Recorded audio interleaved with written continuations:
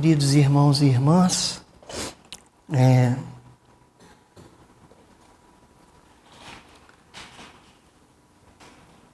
vou tomar um versículo praticamente, de uma palavra que nós já rezamos aqui com ela em outra ocasião. Lucas 9, versículo 51. Estava chegando o tempo de Jesus ser levado para o céu. Então ele tomou a firme decisão de partir para Jerusalém. Estava chegando o tempo de Jesus ser levado para o céu. Então ele tomou a firme decisão de partir para Jerusalém.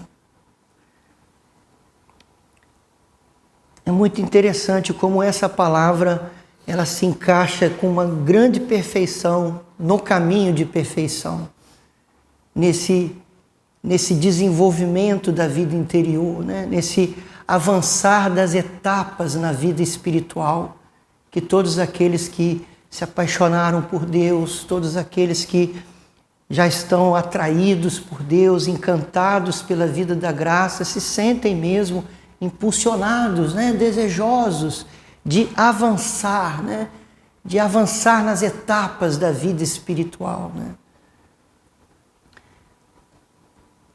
Tinha chegado o tempo de Jesus ser levado para o céu. É tão interessante esse termo, né, de Jesus ser levado para o céu. Nós também, nós precisamos como que ser levados, né? A vida da graça, a vida sobrenatural, a vida no Espírito, o crescimento nos graus da oração, por exemplo, é uma coisa, como bem sabemos, que nós não conseguimos pelo nosso próprio esforço, não vem do nosso esforço, não está a nossa capacidade não é suficiente para chegarmos, para avançarmos, quer dizer, nós temos que ser levados. Tinha chegado a hora de Jesus ser levado para o céu. Santa Teresinha falava do pequeno céu da minha alma. Santa Teresa d'Ávila vai falar nessa linguagem das moradas, né, como a sétima morada, o céu. Aquele livro de Anselmo Grum, né, o céu começa em você. Esses dias eu escutava uma pregação de um padre onde ele dizia que uma das coisas que despertou Santa Teresa d'Ávila para essa realidade da vida interior foi quando ela leu as Confissões de Santo Agostinho, lá no capítulo 10, quando ele fala: tarde te amei, eis, ó beleza tão antiga e tão nova, eis que tu estavas dentro e eu fora. Essa realidade da presença de Deus, né? Como essa linguagem de Santa Teresa d'Ávila, né? Que na sétima morada está a vossa majestade. Tão bonito, né? Na sétima morada está a vossa majestade. A sétima morada é o lugar da união transformante, né? Onde a alma se une a Deus de uma maneira tão perfeita, de uma maneira tão real, tão mística, tão profunda, que se realiza nela aquilo que São Paulo disse, né? Eu vivo, mas já não sou eu que vivo, é Cristo que vive em mim. É a vida totalmente no Espírito, né? E esse avançar, quer dizer, crescer nisso, crescer na vida da graça, crescer na vida sobrenatural, avançar nas etapas, né? Avançar nas moradas, numa linguagem teresiana, né? Viver a vida sobrenatural, viver a vida da graça, né? Avançar nessa íntima união com Cristo, com a pessoa de Jesus. Isso é graça. É obra do Espírito em nós. E toda a purificação que é necessária, toda transformação que precisa se realizar na nossa alma, toda aquela transformação que temos estudado, que temos lido, nesse livrinho que lemos do Garrigou-Lagrange, ele deixou isso tão claro, né? Que é necessário uma profunda transformação para que você passe a viver a vida sobrenatural. E isso é obra do Espírito. E nós já entendemos assim, né, com sobra, que todo o nosso esforço, toda a ascese cristã é verdadeiramente apenas a maneira concreta de nos dispormos a tudo isso, porque sabemos que Deus quer, né? Santa Teresa d'Ávila, no livro das Moradas, ela deixa isso tão claro assim para ela. A vida sobrenatural, a vida da graça, é uma vocação universal, a contemplação infusa. O Garrigou-Lagrange também deixa isso nesse livrinho, né? Que se as pessoas não chegam lá, não é porque Deus não quer, mas porque as pessoas não são generosas, não se entregam, né? E essa passagem aqui, tinha chegado o tempo de Jesus ser levado para o céu. Você tem que olhar isso na sua vida, como que você olha para você e diz, olha, chegou a hora de eu ser levado para o céu. E aqui não estou falando de morrer de morte física, mas quando você percebe, não, está na hora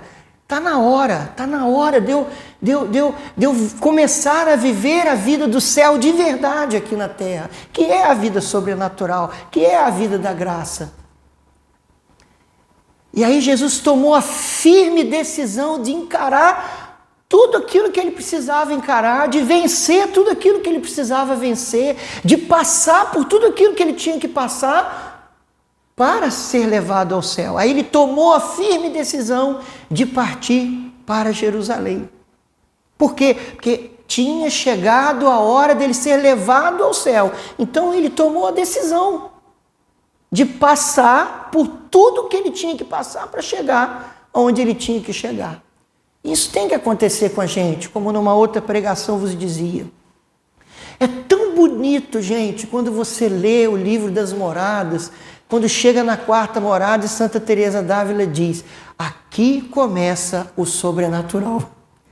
Tão bonito, quer dizer que tudo aquilo que ela tinha falado até as terceiras moradas, ela estava falando da ascese cristã, de todo o processo dessa ação de Deus nos transformando, de tudo que Deus realiza em nós.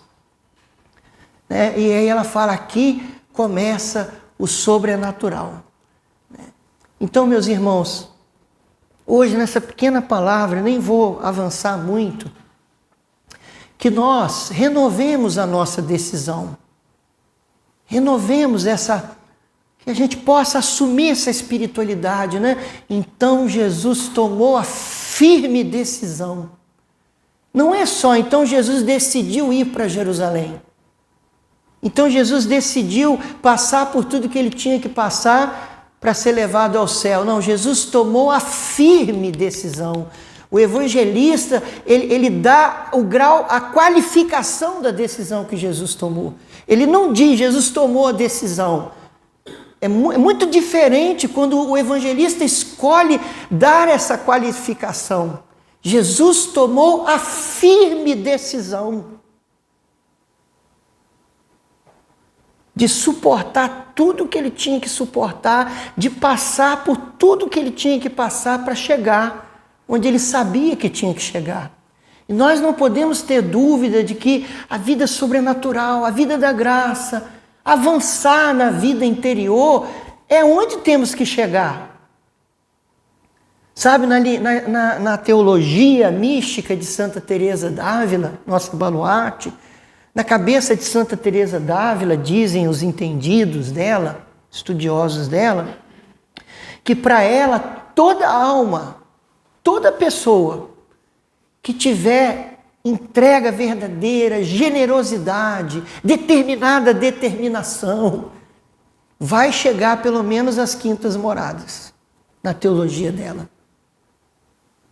Que é onde já acontece a oração, a chamada oração de união, né? Já passou o recolhimento infuso ou sobrenatural, oração de quietude, né? Aí tem a união simples, a união estática, e isso se dá nas quintas moradas, né? Então veja, né? Então nós temos que tomar essa firme decisão. Eu tomo essa firme decisão, eu tomo, não como quem diz, eu tomo a firme decisão de chegar lá, né? Como quem acha que pode chegar pelas próprias pernas. A gente não chega onde temos que chegar pelas próprias pernas. A gente é levado. Tinha chegado a hora de Jesus ser levado. Mas a gente toma a firme decisão de deixar que Ele nos leve, né? E esse ser levado inclui muito dessa decisão, dessa generosidade nossa, dessa entrega da nossa parte, né? Desse esforço que temos que fazer, sempre tomando o cuidado de não colocar a nossa confiança no esforço. Sempre tomando esse cuidado de não cair nessa armadilha. Ou cair na outra armadilha do demônio, que é quando você entende que não é pelo esforço, aí você começa a não se esforçar. Também é outra armadilha. Não, você precisa se esforçar como uma maneira de você expressar o seu desejo. O desejo de que Ele te leve, de que Ele te busque, né? Então, esses elementos, vamos dizer assim, lá na Sexta Morada, Santa Teresa d'Ávila vai contar aquela parábola, vamos dizer assim, aquela metáfora, né? Que, claro, todo o castelo interior é uma metáfora, é uma comparação. A alma não é um castelo. O corpo não são as paredes do castelo. É uma metáfora. Porque Santa Teresa d'Ávila, ela tinha, assim, de forma muito sobrada, de forma muito intensa, ela tinha a manifestação do dom de ciência. E pelo dom de ciência, ela conseguia, ela tinha essa ação sobrenatural de, por meios assim, pelas situações humanas, explicar as coisas do céu. Claro, ela teve essa visão, Deus deu a ela essa visão, como se a alma fosse um castelo, com moradas. Na Sexta Morada, Santa Teresa d'Ávila vai descrever que esse avanço na vida interior, ela descreve como uma metáfora da lagarta e da borboleta. É muito bonito, é uma coisa sobrenatural, é uma coisa mesmo que só uma pessoa assim tomada pelo dom de ciência, pelos dons do Espírito, consegue fazer essa comparação. Que é uma passagem, é uma Páscoa que a gente faz. A passagem da terceira morada à quarta morada é uma Páscoa. É uma morte que a gente faz. É uma morte. É uma passagem. É como a lagarta, né, que entra no casulo e ali vive todo esse processo de morrer e se tornar uma borboleta. É bacana ver como ela faz essa comparação, né, do casulo, da lagarta, da borboleta com a Páscoa. Com essa espiritualidade de paixão, morte e ressurreição. Então essa nossa passagem, quando uma pessoa começa de fato a viver a vida interior, na linguagem de Santa Teresa, ela passa da terceira morada para a quarta, ela faz uma Páscoa. É como o povo de Israel que atravessou, né, o lago para chegar até Jerusalém, né? Teve que atravessar o rio para chegar do outro lado. É uma passagem, né? A gente faz essa passagem. Mas o que a gente tem que ter? O que tem que crescer em nós? Primeiro para chegarmos à terceira morada e depois para fazermos essa passagem. Se a gente for tirar dos escritos de Santa Teresa, não que ela diz, ela não faz isso. Mas a gente tem que crescer no santo desejo, tem que crescer nesse desejo de Deus, nesse desejo de ser de Deus, que cada vez mais, mesmo o desejo, que claro, o desejo tem a ver com essa parte nossa, né? Chamar o apetite sensível da alma, né?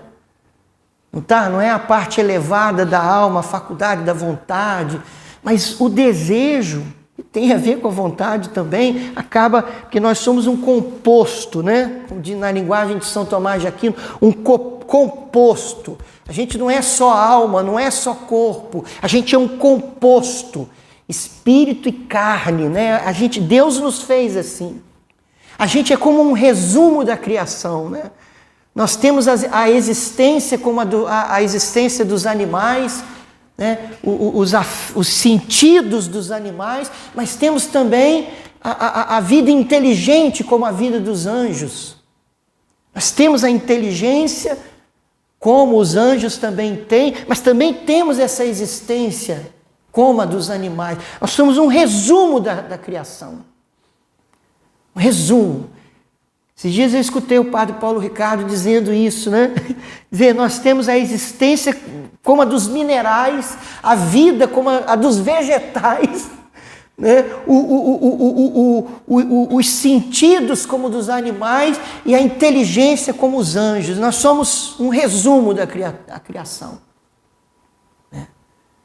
Então, é preciso crescer no santo desejo. Né? O santo desejo, quando ele se desenvolve dentro de nós, ele vai se tornando pureza de coração.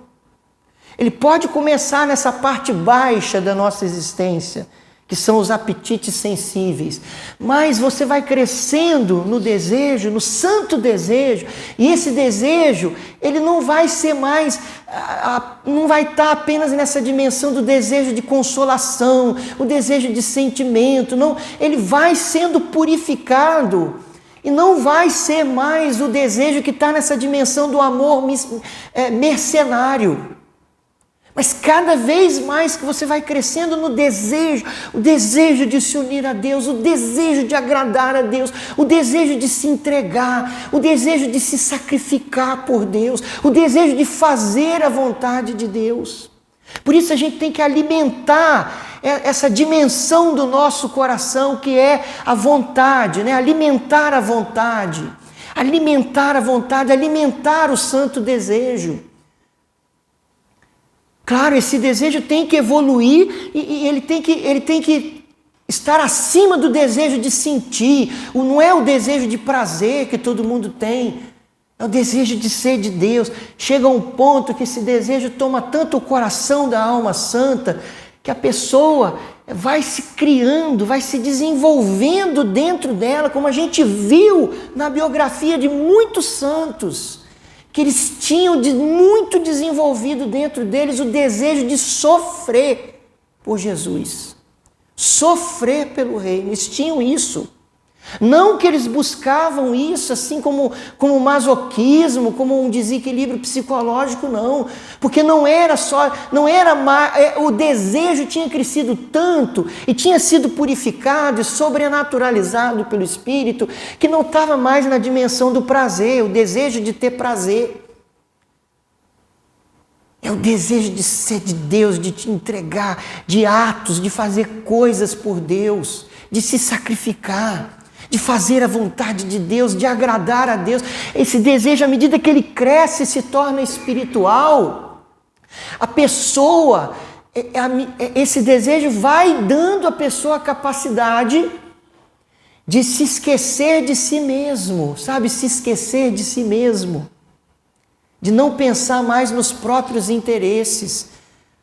Esse santo desejo, quando ele cresce, ele tem a capacidade de arrancar a alma dos próprios interesses. E a alma se fixa em Deus. Então a gente tem que trabalhar muito isso na nossa vida de oração. E aí, um segundo ponto, que no Caminho da Perfeição, Santa Teresa d'Ávila fala, no livro, ela diz a determinada determinação, né? Determinada determinação. Jesus tomou a firme decisão.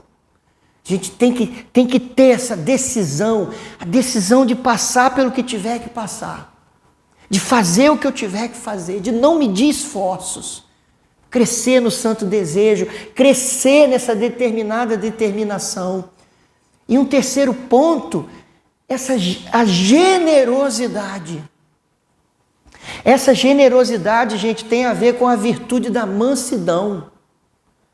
Jesus falou, né? Bem-aventurados os mansos, né?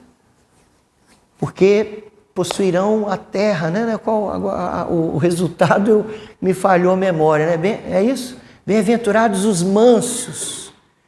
A mansidão, gente, não é uma virtude, é uma virtude muito espiritual, a mansidão. Todos os santos que avançaram na vida mística, eles cresceram nessa virtude. A mansidão é a virtude de você ser dócil à divina providência. Você ser dócil às correções de Deus. Ser dócil até às correções humanas. Das autoridades, das pessoas que nos guiam, que nos orientam.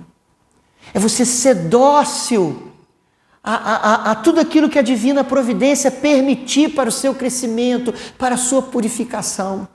Isso é ser manso. Essa é a verdadeira mansidão. Por isso a virtude da mansidão, ela é uma virtude que nos faz dar passos de gigantes. Quando a pessoa cresce na virtude da mansidão, ela cresce nessa generosidade, ela já não está mais nessa dimensão de ficar apenas, por exemplo, nos hábitos de mortificação que ela escolheu, né? Eu escolhi jejuar, eu escolhi fazer isso, eu escolhi fazer aquilo, mas ela abraça todas as purificações encaminhadas pela divina providência, as pequenas injustiças que sofremos, né? Os desprezos que sofremos, as incompreensões que sofremos na nossa vida, as coisas que são contrárias, né? As contrariedades, né? Aquilo que a gente precisa muitas vezes, né? A gente é contrariado e aquilo nos humilha, né? Deus muitas vezes gosta de nos contrariar para o nosso bem, para o nosso crescimento. Então, esses 3 pontos, como são importantes para a gente fazer essa passagem da terceira às quartas moradas, né? Sabe, meus irmãos, nós que fazemos, para terminar, nós que fazemos um caminho assim, né? De consagração da nossa vida, de ser todo de Deus, que nos propomos a viver uma regra de vida. Porque a comunidade, a nossa comunidade, o carisma que o Senhor nos chamou a viver, sobretudo, é um modo de vida. Já falei isso para vocês. A comunidade precisa ser um modo de vida. Você assume um modo de vida. Nós temos a obrigação de estar nas terceiras moradas. A obrigação. Sabe, a gente não... você tem que ter no mínimo essa determinada determinação, né? Eu recebi um cara... Não, hashtag segundas moradas, né? Hashtag segundas moradas, não. Hashtag terceiras moradas. Todo bom cristão tem que estar nas terceiras moradas. A pessoa que está nas terceiras moradas, ela já tem disciplina de oração, ela já pratica as virtudes, ela já é capaz assim de se sacrificar para viver a caridade, para se voltar para o outro, ela gasta tempo com a oração, ela tem desejo de ser de Deus, ela tem mesmo toda uma frequência, vida sacramental, vida de oração, ela já tem isso, né? Então, meus irmãos, que o Senhor nos dê essa graça, né? O Senhor nos dê essa graça. Vamos crescer nesses pontos. Eu proponho hoje, né, que você medite, que você leve para a sua oração. Digo só hoje, né? Hoje, amanhã, por esses dias. Leve para a sua oração essa reflexão sobre a virtude da mansidão. Não mansidão apenas como aquela pessoa que é doce, é amistosa, né? É paciente. Isso é um traço, assim, da mansidão. Mas a mansidão, no sentido espiritual da palavra, é essa docilidade à divina providência, né? Vamos meditar isso, né? Tentar trazer isso para a nossa vida. Amém? Amém.